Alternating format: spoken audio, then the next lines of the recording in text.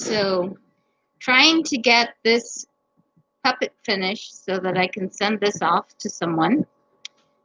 I have finished assembling the body, but I wanted to review how this was done so that you could have a better understanding.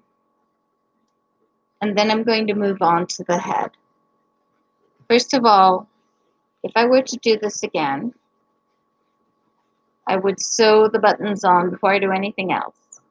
The reason is that it's very hard to access the area that the buttons need to be sewn onto after you have sewn the body together.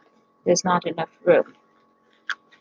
For the buttons, I used this heat and bond, and I am not going to show you how to do it for this, but when I do the face, I will show you how to do it here, because I use heat and bond on all of these and then I stitch it. And there's a specific reason for that. The stitching does not always hold it, and if you don't use heat and bond, you might find that over time parts will peel up. And if you just use heat and bond, you might have the same problem. Right, so I think I said that right. If you just use heat and bond, it might peel up. If you just use stitching, it might still sort of give over time. Okay, so basically what I went back and did was all the parts that were open, I closed them up.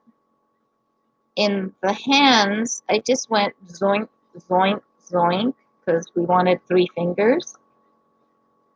If you look closely, it's a little hard for you to see, but the fabric doesn't quite meet the front and the back of the hand. I'm not too worried about that.